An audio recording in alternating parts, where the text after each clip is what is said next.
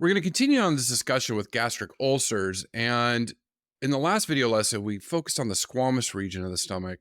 In this one, we're going to focus on the glandular region. What are some of the causes and how do we mitigate horses getting ulcers? Now, if we remember, the glandular region has natural protection against that stomach acid. It has this mucus layer that gets impaired. And so that can lead to ulcerations. If we look at the image of a stomach and all the cellular layers, you can see you have acid producing cells, the mucus producing cells, and then some bicarbonate producing cells. And when you see them working together, you see you have this protective mucus layer that protects it against this highly acidic stomach acid, pH of 1 to 2, that can really harm cells. So that mucus layer's purpose is to protect that stomach layer so it can produce the acid that it needs to kill off pathogens and start digestion. But that mucus layer protects them. And what happens is that gets impaired. You get some of that acid going in and damaging cells, leading to ulceration. Now, what are some of the reasons horses get it? Stress is going to be a big one.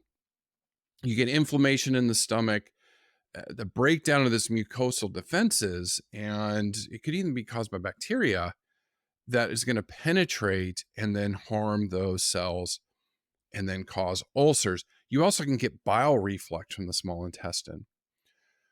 Now, some studies have shown that horses that are exercised too often can develop ulcers in this glandular region of the stomach.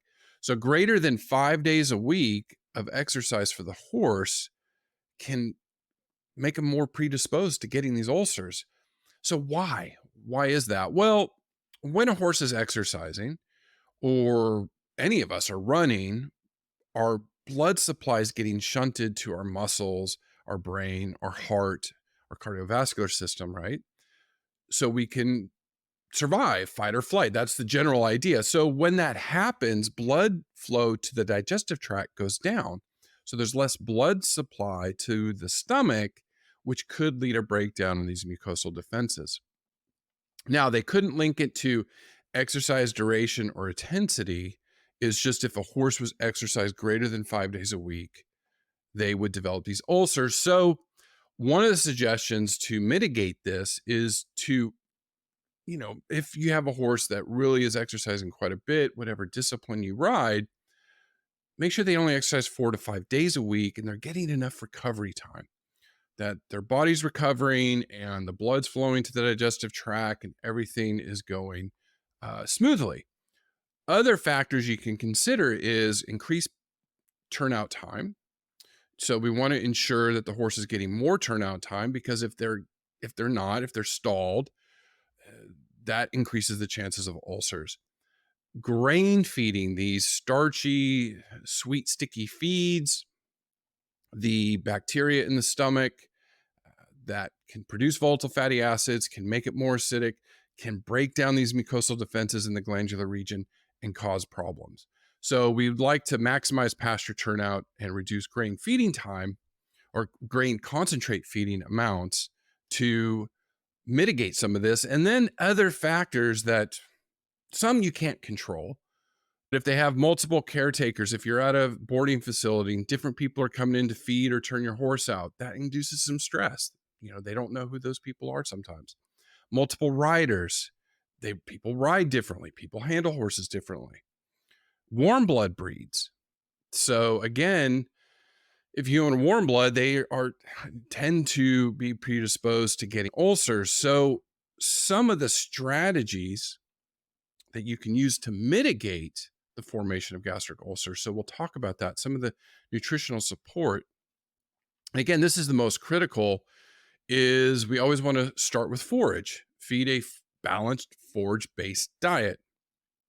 And all horses need at minimum 1.5% of their body weight in forage per day, and that's per dry matter.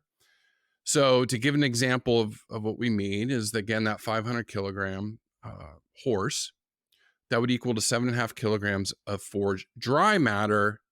We know hays have about 10% roughly moisture content. So and we'd add another kilogram. So roughly 8.5 kilograms of hay as fed. So that's where we always want to start. And we always want to extend feeding times, make sure we're getting that mat of forage in the stomach before exercise, but also just that trickle of feed in their digestive system, ideally. Something else you can consider adding is alfalfa hay, because that calcium and protein content can help buffer stomach acid. But remember, that calcium phosphorus ratio needs to be balanced. So just to say it here, working with an equine nutritionist may be your best bet, especially if you have one of these horses that is predisposed to ulcers or has ulcers and needs to heal from them. The other thing is, when it comes to energy in the diet, we want to look at alternative energy sources than these grain feeds. So things like oil, again, very densely packed with energy, oats, beet pulp, highly fermentable in the hindgut, again, a lot of energy there.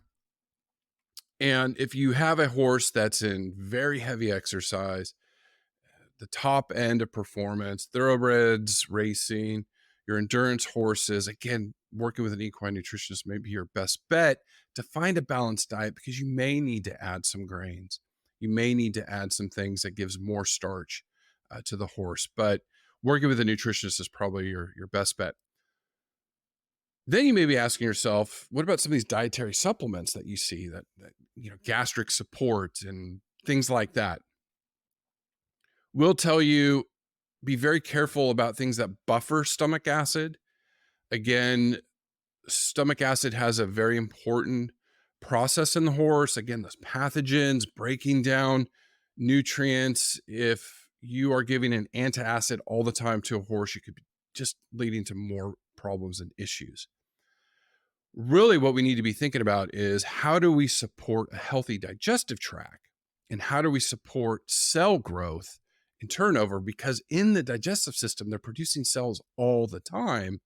And if we can keep those cells healthy and continually producing, then we can limit the chances of them getting ulcers. So just some things, I'm going to go through these next couple slides and just throw some ideas in there that's supported with research on how we can support the digestive system of the horse and this cell turnover, this productions of the stomach lining, the small intestinal lining, all of it, so we can ensure the horse is healthy.